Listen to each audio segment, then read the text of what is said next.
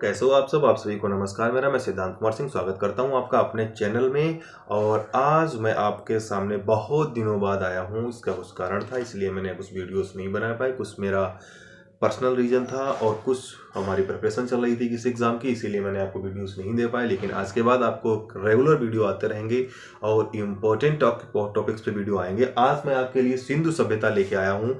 बहुत सारे बच्चे कहते हैं याद तो करते हैं लेकिन याद नहीं होता, याद होता भी है तो बहुत कठिनाई से और भूल जाते हैं। तो इस समस्या का हल मैंने ढूंढ लिया है और आज मैं आपके ग्राफीय विधि के द्वारा सिंधु सभ्यता के सारे पॉइंट्स को मैं पढ़ाऊंगा, जो मैंने सारे इंपॉर्टेंट पॉइंट्स में इंक्लूड किए हैं। तो बिना देर किए चलते हैं अपने टॉपिक की तरफ और जाइएगा नहीं, पूरा वीडियो देख के जाइएगा। तो आते हैं, देखते हैं अपने पॉइंट। तो शुरू करते हैं अपना सिंधु सभ्यता। आप देख रहे होंगे हमने यहाँ पे लिखा हुआ सिंधु सभ्यता और पूरा ग्राफ आप देख रहे होंगे। इस ग्राफ के जरिए हम आपको पूरी बातें आपके सामने रखेंगे इस ग्राफ के माध्यम से। तो सबसे पहले जानते हैं सिंधु सभ्यता को खोजा किसने और इसकी घोषणा किसने की। तो सबसे पहले चलते हैं, खोजा तो था दयाराम साहनी जी ने 1921 में, लेकिन इसका आधिकारिक रूप से घोषणा जो की गई थी वो सर जॉन मार्शल के द्वारा की गई थी 1924 में। तो इस चीज को फैक्ट को ध्यान रखिएगा।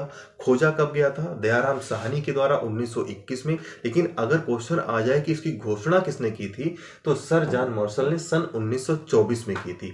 अब देखते हैं ये सभ्यता कहाँ कहाँ फैली हुई थी। हमारा पूर्वी क्षेत्र कौन सा था, पश्चिमी क्षेत्र कौन सा था, दक्षिणी क्षेत्र कौन सा था और उत्तरी क्षेत्र कौन सा था। तो सबसे पहले देखते हैं हमारा दक्षिणी क्षेत्र। दक्षिणी क्षेत्र हमारा था दाइमाबाद, महाराष्ट्र। ये गोदावरी नदी के किनारे स्थित है और महाराष्ट्र में दाइमाबाद, बार बार याद रखिएगा, दाइमाबाद महाराष्ट्र में और गोदावरी नदी पर। और उसका उत्तरी भाग कौन सा था? उत्तरी क्षेत्र जो था वो मांडा जम्मू कश्मीर में है और कहां पर है? चिनाब नदी पर है। मांडा जम्मू कश्मीर में है और कहां पर है? चिनाब नदी पर है। और अगर बात करें इसके पूर्वी क्षेत्र की तो पूर्वी क्षेत्र आलमगीरपुर है जो यूपी के मेरठ में हिंडन नदी के किनारे ऊपर स्थित है। और इसका पश्चिमी क्षेत्र जो है वो सुतकांगे डोर है। कौन सा बच्चा? सुतकांगे डोर है। सुतकांगे डोर जो है बलूचिस्तान के, जो आज पाकिस्तान में है, और किस नदी पर स्थित है? दासक नदी पर। क्योंकि इससे रिलेटेड क्वेश्चन बन जाता है कि उसका दक्षिणी क्षेत्र कौन सा है, उत्तरी क्षेत्र कौन सा है और कौन सी नदी पर स्थित है। तो हमने इसमें सारे पॉइंट्स इंक्लूड किए हैं जो आप आराम से इसमें देख सकते हैं और पढ़ सकते हैं। अगर बात करें तो यहाँ पर जो रहने वाले लोग थे वो द्रविड़ और भूमध्य सागरीय थे। उनको द्रविड़ और भूमध्य सागरीय, कई बार क्वेश्चन बनता है कि यहाँ पर रहने वाले वो लोग कौन से थे, मंगोलाइड थे, अस्ट्रोलाइड थे, कुछ भी पूछ सकता है आपसे। लेकिन यहाँ पर रहने वाले लोग कौन से थे? द्रविड़ और भूमध्य सागरीय थे। अगर बात करें तो हमारे समाज में आपने देखा होगा बहुत सारी चीजें होती हैं। हमारा जैसे समाज पितृसत्तात्मक है, लेकिन जो सिंधु सभ्यता थी वो मातृ सत्तात्मक थी। कौन सी थी? मातृ सत्तात्मक। क्योंकि यहाँ से जो मृण मूर्तियां पाई गई हैं वो ज्यादातर स्त्रियों की पाई गई हैं। इसीलिए हम लोगों ने अनुमान लगाया, जो वैज्ञानिकों, जो हमारे इतिहासकार थे, उन्होंने अनुमान लगाया कि जो इसकी सत्ता थी वो मातृ सत्तात्मक थी। वहां पर महिलाओं को ज्यादा प्रायोरिटी दी जाती थी। अब चलते हैं, इसको कहते क्या थे? सिंधु सभ्यता का दूसरा नाम अद्य ऐतिहासिक भी है। इसको कांस्य और नगरीय सभ्यता भी कहते हैं। क्वेश्चन कई बार आ चुका है कि इसको किस नाम से, दूसरे नाम से जानते हैं। ये अद्य ऐतिहासिक भी कहा जाता है और कांस्य युगीन नगरीय सभ्यता भी कहा जाता है। अब चलते हैं कि यहां से जो नगर मिले हैं तो नगरों का एक इसमें नियम था। नगर जो था वो ग्रिड प्रणाली पर आधारित है। ग्रिड का मतलब समझते हो? बिल्कुल चौकोर। अगर ऐसे देखा जाए तो ऐसे, ये यहाँ पर जब सब लोग बसे हुए थे और इसके जो रोडें थी एक जगह पर सब चारों रोडें मिलती थी, जिसे हम लोग ग्रिड प्रणाली कहते हैं। अब चलते हैं यहाँ पर जो मिला क्या है। देखिए एक शहर मिला मोहनजोदड़ो, जो सबसे बड़ा शहर है इसका, उसे कहते हैं मोहनजोदड़ो। दूसरा शहर मिला हड़प्पा। ये दोनों इसी नाम से बहुत फेमस हुए। आप लोग कहते होंगे मोहनजोदड़ो क्या कहते हैं? मृतकों का टीला कहा जाता है मोहनजोदड़ो को। और ये भी कहां पर है इस समय? पाकिस्तान, सिंधु नदी के किनारे है।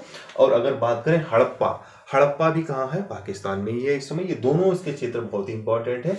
तीसरा है धौलावीरा, ये भारत में ही है और इसको यूनेस्को 2021 में शामिल किया है। ये गुजरात में स्थित है धौलावीरा। तीसरा है राखीगढ़ी, चौथा है राखीगढ़ी। और राखीगढ़ी भारत में सबसे बड़ी साइट है। अगर सिंधु सभ्यता की बात की जाए तो राखीगढ़ी सबसे बड़ी साइट है किसमें, भारत में। और इसको 1963 में सूरजभान जी ने खोजा था। किसने खोजा था? सूरजभान जी ने खोजा था। और पांचवें नंबर पे आता है कालीबंगन। कालीबंगन में एक क्षेत्र मिला था जहां से जुते हुए खेत मिले थे, इसीलिए ये फेमस हो गया कि कालीबंगन से कौन से मिले थे? जुते हुए खेत। क्वेश्चन आता है जुते हुए खेत कहां से मिले थे, तो आप बता देंगे कालीबंगन से मिला था, आप पढ़ लेंगे यहां से।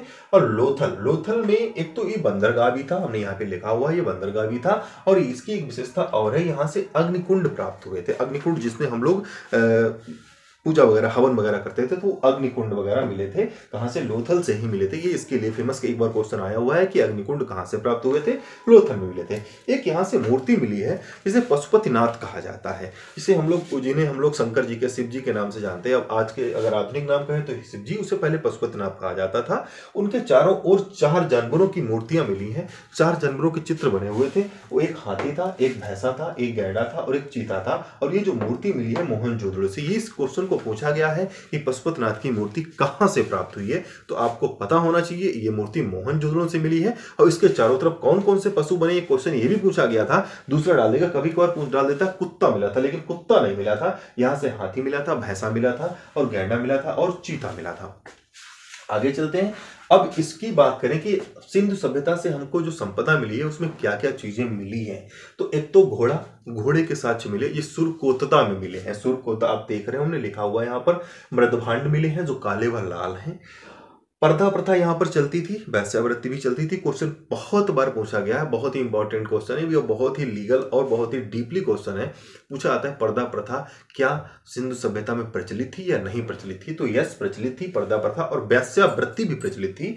अगर बात करें मन के बनाने के कारखाने 2 जगह मिले हैं, लोथल में भी मिले हैं, चंदुड़ो में कारखाना मिला है, लोथल में केवल मन के ही मिले हैं।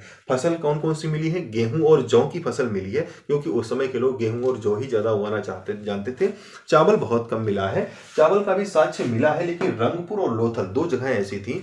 रंगपुर और लोथल जो आप देख सकते होंगे, चावल रंगपुर और लोथल में मिले हुए। और मिट्टी का हल, एक बनमाली एक ऐसा स्थान है जहां से मिट्टी का बना हुआ हल प्राप्त हुआ है। इसका मतलब क्या है कि उस समय जो लोग थे वो हल की सहायता से खेती किया करते थे। तो आपने देखा कितनी आराम से, कितना सिंप्लिसिटी से मैंने आपको पूरी सिंधु सभ्यता हमने समझा दी है। तो एक बार दोबारा से रिवाइज करते हैं तेजी से। सिंधु सभ्यता की घोषणा सन जॉन मार्शल ने 1924 में की थी, और इसका जो खोज किया था 1921 में किया था। इसका दूसरा नाम अर्ध ऐतिहासिक कांस्ययुगीन या नगरीय सभ्यता है। इसके अगर क्षेत्रों की बात करें तो उत्तरी क्षेत्र मांडा जम्मू चिनाब नदी पर स्थित है। दक्षिणी क्षेत्र है दैमाबाद महाराष्ट्र गोदावरी नदी क्षेत्र पर स्थित है। अगर पूर्वी क्षेत्र की बात करें तो आलमगीरपुर यूपी के मेरठ में हिंडन नदी पर स्थित है। पश्चिमी क्षेत्र सुतकांगेड़ और बलूचिस्तान दासक नदी जो आज के पाकिस्तान में है। ये द्राविड़ और भूमध्य सागरीय लोग यहाँ पर रहा करते थे, और इसका जो सत्ता थी वो मात्र सत्तात्मक थी। यहाँ से बंदरगाह की बात करें तो बंदरगाह 2 ही थे, लोथल और सुरकोतता थे। यहाँ से मिला क्या क्या? घोड़ा मिला, मृदभांड मिला, पर्दा प्रथा और वैश्यावृत्ति वगैरह। मन की फसल गेहूं और जौ की थी, मिट्टी का हल बनमाली और चावल रंगपुर और लोथल में मिले हुए हैं। तो आपने देखा ये सब चीजें यहाँ पर मिली हुई हैं। सबसे बड़ा शहर मोहनजोदड़ो, हड़प्पा, धौलावीरा यूनेस्को 2021 में शामिल किया, जो गुजरात में है। राखीगढ़ी भारत में सबसे बड़ी साइट है, इसको 1963 में सूरजभान जी ने निकाला है।